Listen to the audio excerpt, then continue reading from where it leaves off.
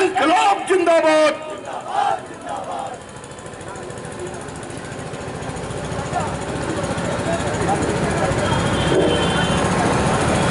आज की इस सभा के अध्यक्ष जी और हमारे बगल में खड़े हमारे छोटे भाई, जिनको हम कुछ दिन बाद, मुझे पूरा विश्वास है, सलीमपुर के विधायक के रूप में देखेंगे और अपनी लड़ाई को लड़ने के लिए लखनऊ ज़रूर भेजेंगे। भाइयों और बुज़ुर्गों, और जहाँ तक मेरी आवाज़ पहुँच रही है मेरी माताओं और बहनों, आज मैं आपसे अपील करने के लिए आई हूँ कि आप थोड़ी देर के लिए मेरी बातों को सुनिए, उनके बारे में कुछ मंथन कीजिए और फिर सोच समझ करके 4 तारीख का अपना फैसला लेने का काम करिए। ये जो चुनाव उत्तर प्रदेश में हो रहा है, इसका असर पूरे देश में पड़ने वाला है। देश की राजनीति को नई दिशा उत्तर प्रदेश के इस चुनाव से मिलने वाला है। तमाम जगहों पर हम जाते हैं, लोग हमसे पूछते हैं कि उत्तर प्रदेश के लोग क्या देश को बचाने का काम करेंगे, और हम उनसे कहते हैं कि उत्तर प्रदेश के लोग कभी पीछे नहीं रहे। उन्होंने हमेशा देश को बचाया है, देश की राजनीति को बचाया है और कुशासन से इस देश को बचाने का काम किया है। और इस चुनाव में भी भारतीय जनता पार्टी को धाराशाही करके उत्तर प्रदेश की जनता पूरे देश के अंदर राहत पहुंचाने का काम करेगी और दिशा को बदलने का काम करेगी। मैं इसको इसलिए कह रही हूँ, बहुत से लोगों को आश्चर्य भी होता है, लेकिन ये कहना इसलिए ज़रूरी है कि इतना ज़्यादा झूठ बोलने वाले लोग शायद ही आज तक हमारे देश की गद्दी पर बैठे होंगे। मुझे याद है 2.5 साल पहले मेरी तमाम माता बहनें झुंड बना करके कमल का बटन दबाने के लिए जा रही थी और मैंने उनसे पूछा, अरे बहनी काहे इतनी भीड़ लगाए के फूल में वोट डाले जा रही हो? तो उन्होंने हमको जवाब दिया, मोदी जी कहे हैं 10-15 लाख रुपए खातों में आने वाला है। हमने कहा, क्या तुमको विश्वास है कि 10-15 लाख रुपया मिलेगा? तो मेरी माता बहनों ने कहा, अरे 10-15 लाख नहीं तो कम से कम 10-15 हज़ार तो मिलबे करी, चलो कुछ तो मिलेगा। आज हम जब उनसे पूछते हैं तो उनके चेहरे पे रंग बिल्कुल उड़ा हुआ है। उन्होंने कहा था कि नौजवानों को अच्छा काम मिलेगा, पढ़े लिखे लड़कों को मौका मिलेगा, लेकिन 2.5 साल का उनका इतिहास सरकारी आंकड़ों से हमें बताता है कि हर रोज 500 नौकरियां हिंदुस्तान के अंदर खत्म हो गई हैं पिछले 2.5 साल में। और नोटबंदी के बाद तो पूरे देश में हजारों हजार नौकरियां खत्म हो गई हैं।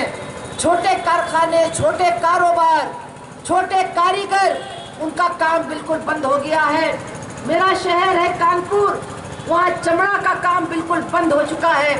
वहाँ व्यापारियों ने भी अपने पल्लेदारों को घर भेजने का काम शुरू कर दिया और अनुमान लगाया जा रहा है कि पूरे देश के अंदर 28%, ये छोटा आंकड़ा नहीं है, 100 में 28 छोटे कारखाने और छोटे कारोबार इस नोटबंदी के बाद बंद हो गए हैं। मैं आपसे कहना चाहती हूँ, कितना झूठ हमसे बोला गया। कहाँ बात थी कि 10-15 लाख रुपया खाते में आएगा, और किया 8 तारीख को कि जो कुछ हमारा मेहनत और मशक्कत का बचा कुचा पैसा हमारी जेब में था, तकिए के नीचे था, वो सब हवाई करने का काम कर दिया। यहाँ तक कि जो बच्चों के गुल्लक में पैसा जमा था वो भी कहीं का नहीं रहा।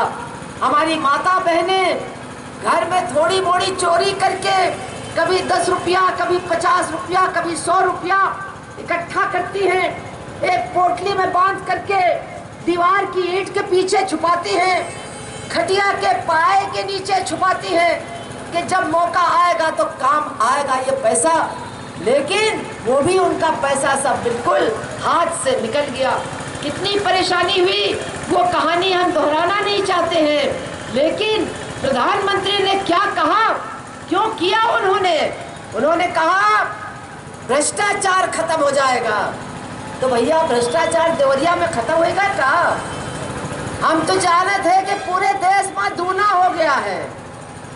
जहां 1000 रुपए के घूस से काम चलता था, अब तो 1000 रुपया है नहीं तो 2000 का नोट निकालना पड़ता और घूस देना पड़ता है।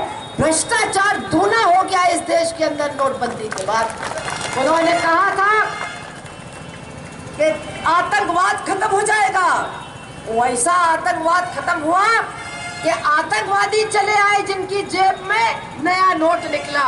हमारी तुम्हारी जेब में बाद में आया, आतंकवादी के जेब में पहले ही पहुंच गया। उन्होंने कहा था कि पैसे वालों को मुसीबत होगी, तो मैंने तो एक भी पैसे वाले को बैंक की लाइन में खड़ा नहीं देखा। आपसे मैं पूछना चाहती हूँ, आखिर ये नोटबंदी क्यों की उन्होंने? ये छोटी बात नहीं है, दुनिया में कहीं किसी ने नहीं किया है। 86% हमारे देश का पैसा एक रात में निकाल दिया और कहा कि 14% में अपना काम चलाओ। काम चल सकता है? काम ठप हो गया और आज भी ठप है।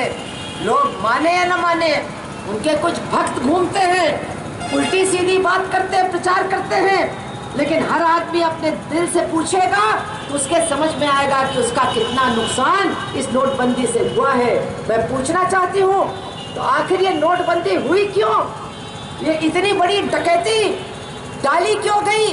इसके पीछे एक ही जवाब है कि बड़े बड़े धन्ना सेठों को, बड़े बड़े धनाढ्यों को, बड़ी बड़ी विदेशी कंपनियों को हमारे देश का धन पहुंचाने के लिए वोटबंदी की गई।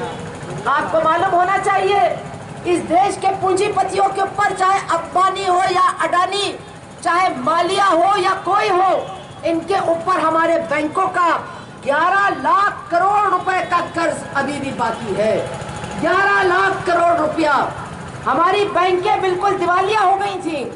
हमारा पैसा जबरदस्ती निकाल करके बैंकों में डाल करके इन्हीं लोगों को फिर से कर्जा देने की पूरी तैयारी चल रही है। इसलिए हमारा और आपका नुकसान किया गया है। और इतना ही नहीं, आज मोदी जी कहते हैं अरे नोट से काम मत चलाओ, कार्ड से काम चलाओ। तो आप तो यहाँ शहर में रहते हो, पढ़े लिखे लोग हो, व्यापारी हो, दुकानदार हो, अब आपसे भी पूछना चाहते हैं कितने लोगों के पास कार्ड है यहाँ पर? कितने लोग अपना धंधा कार्ड से चलाते हैं? और ये कार्ड क्या चीज है? ये कार्ड हिंदुस्तान की कंपनी की नहीं, ये विदेशी कंपनियों की है। इसका नाम है master card, visa, American express, Paytm. अब आप नोट से 100 रुपए निकालते हैं।